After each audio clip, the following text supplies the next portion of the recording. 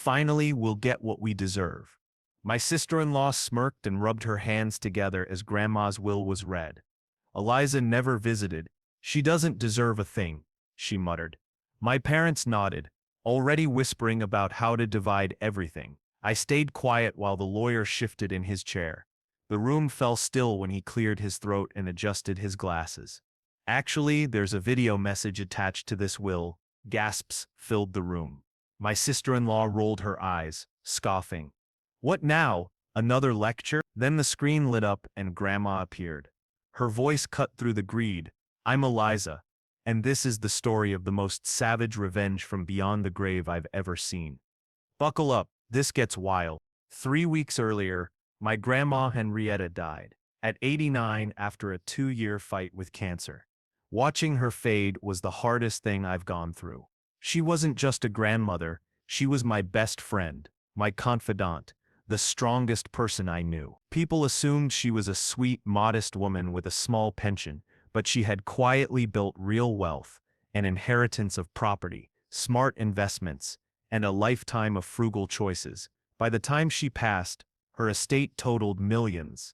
Something only I knew because I helped her organize her finances when she started getting confused about medications. The funeral was the family circus. Fake grief and obvious greed. My brother Adrian and his wife Tamsin drove in from Dallas suddenly very interested in family affairs.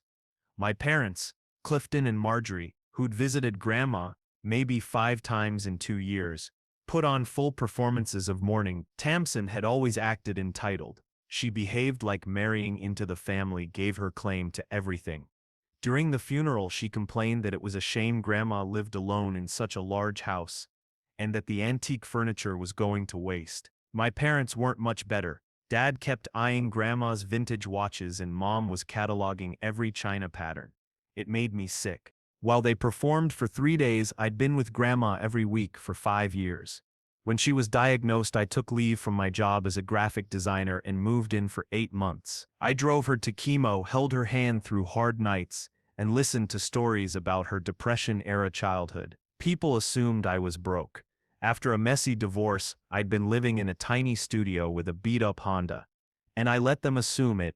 In my family, any sign of success invites unpaid loans. In truth, I'd been rebuilding through freelancing, but I kept it quiet. So there we were in the mahogany-paneled conference room of Peterson and Associates. Mr. Peterson, the lawyer, was a distinguished man in his 60s who'd handled Grandma's affairs for decades and knew our family dynamics well. Adrian had flown in from his insurance job. Tamsin dressed like she expected a payout. My parents fussed with phones and mirrors. I sat at the end of the table in the same black dress from the funeral, expecting little, maybe a few thousand or some jewelry. I mostly wanted a keepsake. Mr. Peterson opened his portfolio and read the usual legal language, then the specific bequests. To my son Clifton, I leave my vintage postcard collection, and $500. Dad's face went blank.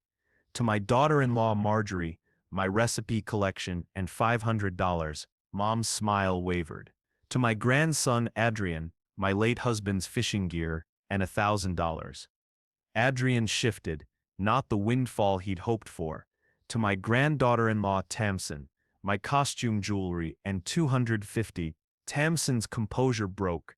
That's it? She demanded. What about the house, the savings, the real jewelry? Mr. Peterson asked for silence and to finish reading, but Tamsin pressed on. We're her family. We deserve more. Finally, we'll get what we deserve, she smirked, rubbing her hands. Eliza never visited. She doesn't deserve a thing. I felt punched. I'd practically lived with Grandma for nearly 2 years. Before I could answer, my parents nodded in agreement. She was always busy with her own problems, Mom claimed. Dad whispered about contesting the will. Convinced Grandma wasn't of sound mind, I sat in stunned silence watching family show their true colors. Mr. Peterson shifted, looking uneasy, then said, "There's a video attached to the will." People gasped again. Wills with videos weren't common, and none of us expected it from Grandma. Tamsin rolled her eyes. Mr. Peterson set up a laptop and projector, dimmed the lights, and the wall went white. Grandma appeared on screen, her silver hair styled, makeup flawless, wearing the blue cardigan I'd given her. Her eyes were sharp and determined. Her voice sliced through the room. To the vultures who ignored me while I was dying, thinking you could swoop in and claim what I built. Listen, she continued, addressing each family member directly. Clifton, you called 4 times in 2 years, talks less than 10 minutes each, mostly about your problems or whether you needed me to update my will. You never asked about my health or fears. Dad went pale. Marjorie, you walked through my house, taking inventory, measuring my dining room with your eyes, checking my china. You thought you were subtle. Mom cried. A mix of humiliation and anger. Adrian, I paid for your college and helped with your wedding, and then you disappeared. Your wife made clear you wouldn't bother driving from Dallas unless money was involved. You called only when you needed cash. Adrian slumped. Tamsin, you never pretended to like me. You complained about visits, rolled your eyes at my stories and treated me like a bird. I snapped at that point. Shut up and listen, I said, surprising myself, and everyone else. Grandma paused and then turned to the one person who'd never abandoned her. There was one who never forgot me. One who called every day, visited weekly, held my hand when I was scared, and sacrificed comfort and finances to care for me. Tears rose in my eyes. Eliza, while others counted my things, you counted your vacation days so you could spend them with me during chemo. You planned to make sure I didn't die alone. You cared about my stories, not my bank account. Then the big reveal. The house, savings, investment portfolio, real jewelry, and valuable antiques go to Eliza. The estate is approximately, she paused, with a slight smile. The total is approximately $1.8 to $3.5 million. The room exploded. Tamsin screamed it was impossible and vowed to contest it. Mr. Peterson said, let her finish. Grandma, seeming amused, explained she'd made the will bulletproof. 3 years of planning, psychological evaluations to confirm competency, video recordings of decisions, documentation of every visitor and phone call.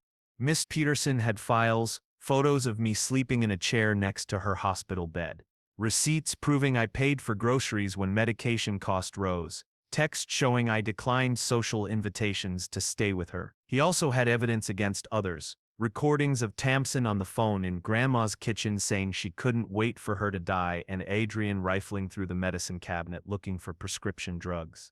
Clifton and Marjorie were pictured researching values in measuring rooms. Screenshots showed searches on how to contest a will and claim mental incompetency. The silence that followed was suffocating. Then Grandma smiled for the twist. Eliza, you don't even know everything you found when you helped me sort paperwork, the old stock certificates in a shoebox? Microsoft stock bought in 1987 for $2,000. As of last month, those shares are worth about $1.2 million. And the mineral rights to 300 acres in West Texas? An oil company has been trying to lease them for years. The signing bonus alone is $500,000. The real value of what I'm leaving is closer to $3.5 million. Tamsin choked. My parents stared at each other in disbelief. Grandma anticipated objections. You think this is unfair? You're getting what you gave me, trinkets and pocket change. I spent my last 2 years watching you circle me, like vultures, waiting for me to die so you could divide my things. Did you know how lonely that was? Eliza was the only one who saw me as a person. She asked about my music, my books, what foods made me happy. She never mentioned inheritance. The video continued with legal details and a hope that we might learn something. After the video ended, the room was stunned. Tamsin vowed to fight it. Mr. Peterson interrupted. As Mrs. Henrietta stated, the will is legal and binding. She'd taken extraordinary precautions. He produced folders, 3 psychological evaluations, confirming her competency and extensive documentation of interactions, recorded calls, security footage, and detailed notes. Adrian objected that recorded conversations were illegal. Miss Peterson calmly explained Texas is a one-party consent state, so she could legally record any conversation she was part of. Tamsin paced, calling the situation ridiculous. and accusing me of manipulating an elderly woman. Mr. Peterson produced evidence to the contrary. Footage of me refusing offers of money from Grandma and multiple instances where I used my own resources to care for her. Then Mr. Peterson handed me two personal items, a sealed envelope and a small jewelry box. The box held Grandma's engagement ring, an Art Deco piece I'd always admired. The envelope contained a handwritten letter. My dearest Eliza, if you're reading this, my plan worked. I hope you're not angry. I kept this secret, but I wanted to make sure you cared for me out of love, not expectation. You gave me the most precious gift, meaningful, loving final years. I set up a trust so you'll never worry about money again. And I donated a significant gift to the Cancer Research Center, where I was treated in my name. Use this money to build a life that brings you joy. Travel, buy a home, start a business, fall in love again. You've earned it not just because you're my granddaughter, but because you're extraordinary. The letter made me cry. Grandma's final wish was that I live well and be happy, and that parting gift felt like everything she'd given me: care, dignity, and the freedom to begin again. The family was left to face the consequences of their choices, and I was left with a responsibility and an unexpected future. By the time I finished reading, the room had erupted into a full-blown argument. Tamsin screamed about lawyers and injustice. My parents whispered frantically about legal options. Adrian just sat staring at his hands, as if trying to figure out where it all went wrong. "This isn't over," Tamsin declared, pointing at me. "We'll see you in court." I looked at her, and for the first time I wasn't afraid of a family confrontation. "Go ahead," I said quietly. "Grandma made sure you'd lose." Mr. Peterson confirmed it. I should mention that Mrs. Henrietta included a clause about legal challenges. Any family member who contests the will forfeits their inheritance, and that money will be donated to charity. Tamsin's face drained of color. Adrian grabbed her arm. "Jess, stop. But she kept shouting, accusing me of manipulation and elder abuse. I stood slowly, clutching Grandma's letter. "You call that elder abuse?" I asked. "You call it manipulation because I visited every week, drove her to appointments, held her hand, listened to her stories, and cared when she was scared. Elder abuse looks like calling a dying grandmother 4 times in 2 years. It looks like walking through her house cataloging her things while she sits there. It looks like stealing prescription meds from someone fighting cancer. It looks like trying to have your parent declared mentally incompetent so you can steal their money." The room went quiet. Grandma wasn't naive. She saw who everyone really was and arranged that her last act would teach consequences. I gathered my things and left. "Enjoy your vintage postcards and costume jewelry," I said. "You earned." As I walked out, I heard Tamsin crying, real tears this time, when she realized her greed had cost her everything. The weeks after the will reading were chaotic. Within 24 hours of leaving Mr. Peterson's office, Tamsin drove back from Dallas, searching for law firms. 2 refused. The third, a late-night TV lawyer named Bradley Hutchinson, agreed to meet. Adrian called me 2 days later, which surprised me since we hadn't spoken. His voice was shaky. "Eliza, we need to talk. This is getting out of hand." We met at a small downtown cafe we'd gone to with Grandma years ago. The irony was thick. Adrian looked terrible. Thin, sleepless, fiddling with his wedding ring. "Tams is losing her mind," he said. "She claimed I'd brainwashed Grandma." I stirred my latte and studied my brother. We'd been close as kids, but that changed, probably when he started dating Tamsin. After a long silence, he admitted, "I think I screwed up. We all did." He told me about financial pressure, how Tamsin had convinced him Grandma was hoarding money, and that visiting seemed like signing up to care for her in the future, something Tamsin didn't want. After 3 hours, Adrian had decided he would divorce Tamsin and withdraw from any legal challenge. "I don't deserve Grandma's money," he said as we left. "But I don't want to spend my life fighting family over inheritance." Tamsin did not accept this calmly. A week later, she showed up at my apartment at 7 a.m., having driven overnight. She pounded on my door shouting about betrayal and manipulation. Neighbors called the police, She was arrested for disturbing the peace and trespassing. The local paper ran the story. Local woman arrested after dispute over grandmother's will leaves her with costume jewelry instead of millions. The article referenced the video Will and Tamsin's outburst. Small towns love a scandal. This one had family drama, secret wealth, and a twist ending. My parents were mortified. Dad phoned for the first time in months, not to apologize, but to yell about the spectacle and that their names were in the paper. Your grandmother would be ashamed, he said. I hung up. Meanwhile, Bradley Hutchinson filed a motion contesting the will on grounds of undue influence and mental incapacity. Mr. Peterson invited me to review the evidence he'd collected. Your grandmother was thorough, he said, opening file after file. She began planning around 3 years ago, after her diagnosis. The documentation was extensive. Security camera footage, recorded phone calls, detailed notes, and even a private investigator's report. Mr. Peterson showed me a folder labeled Adrienne Medication Theft. Inside, photos of Adrienne rifling through the medicine cabinet, time-stamped security footage of him pocketing pill bottles, and pharmacy records for missing prescriptions.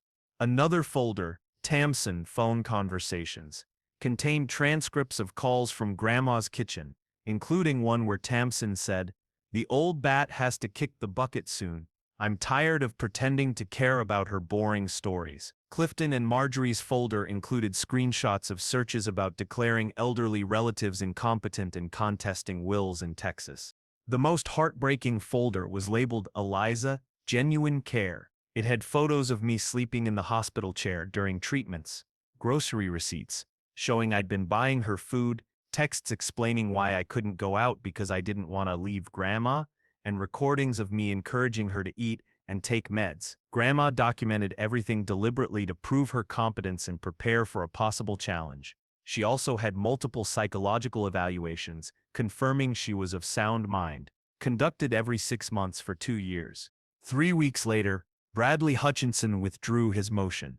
After Mr. Peterson shared some evidence, particularly the footage of Adrienne stealing medications, Tamsin then launched a social media campaign, creating a Facebook page called Justice for Henrietta, posting daily rants accusing me of manipulation. She posted old family photos with captions like, "Before Eliza turned Henrietta against her loving family." The campaign backfired. Neighbors and people who knew Grandma posted memories of my visits and care. Mrs. Henderson, Grandma's longtime neighbor, commented that I cared for Henrietta more devotedly than many care for their own children. The Facebook page disappeared within a week. Tamsin's next move was contacting local news outlets, alleging elder abuse. One station interviewed her. The interview made her appear bitter and entitled. Reporters had done their homework and spoken to neighbors and former caregivers. The resulting segment portrayed me as a devoted granddaughter who'd sacrificed for an elderly relative and mentioned the scholarship fund and nonprofit I planned, making Tamsin's allegations look hollow. During the media storm, I tried to process a new reality. $3.5 million is incomprehensible when you've been living paycheck to paycheck. My first purchase honored Grandma.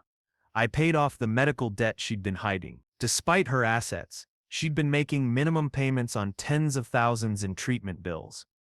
I bought a new car, not because I needed one, but so I could give my old Honda to a single mother walking to work. I hired a financial advisor, a security company to install cameras at my apartment. Tamsin's behavior made me fear for my safety, and a therapist to help process the emotional fallout. Dr. Noel Vance, my therapist, helped me see I wasn't only grieving my grandmother's death, but the family I thought I had. "You're mourning the family you believed in," she told me. "It's normal to grieve that loss, even when it's healthier to be away from toxic people." Legally, things advanced. Tamsin found another lawyer working on contingency, Selena Walsh. 8 months after Grandma's death, the case went to court before Judge Evelyn Strad.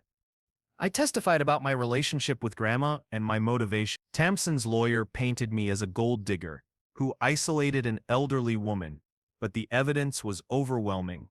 The most damaging testimony against Tamsin came from Dr. Fiona Alder, a psychologist who evaluated Grandma. She testified that Grandma had requested evaluations to prevent family claims of incompetency.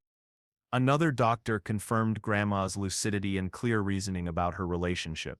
During closing, Judge Williams emphasized that legal family ties don't automatically create emotional bonds or entitlement to inheritance. She stated the law allows individuals to leave property to whomever they choose. The ruling was in my favor. Tamsin was ordered to pay court costs and attorney's fees, nearly $15,000, devastating for someone who'd inherited $250. The bigger win was that Grandma's choices were respected and her voice honored after death. That was almost a year ago. The legal dust settled. I live now in a Victorian house in Grandma's old neighborhood. I kept much of her furniture and every morning drink coffee in her favorite armchair, reading the paper like she once did. The Microsoft stock turned out even more valuable than Grandma expected, and the oil deal went through last month. I established a scholarship for healthcare students at the local college. Grandma always said nurses were angels, and launched a nonprofit to support isolated elders with groceries, rides, home maintenance, and companionship. I named it Henrietta's Angels. My family hasn't spoken to me since that day in the lawyer's office. They tried to contest the will despite the forfeiture clause, but their attorney dropped the case after seeing Mr. Peterson's evidence. I heard Tamsin and Adrian's marriage didn't survive the fallout. My parents moved to Arizona claiming a fresh start, though I suspect embarrassment played a big role. Sometimes I still can't believe it happened. Then I catch the sight of Grandma's engagement ring on my finger, or smell her perfume in a dresser, and it becomes real. The money changed my life. Yes, but the deeper gift was being seen. Grandma's last act wasn't only financial security. It was validation that kindness and love matter more than blood ties or social rituals. I miss her every day, but I'm not sad anymore. I'm grateful that I knew her as a person, that I made her final years better, and that she taught me an essential lesson. Sometimes the best revenge is simply letting people reveal who they are. And sometimes, if you're lucky, karma does the rest. The vultures thought they were circling a dying woman. They didn't realize she was a lioness waiting to show her claws. Grandma Henrietta got the last word, and it was worth every second.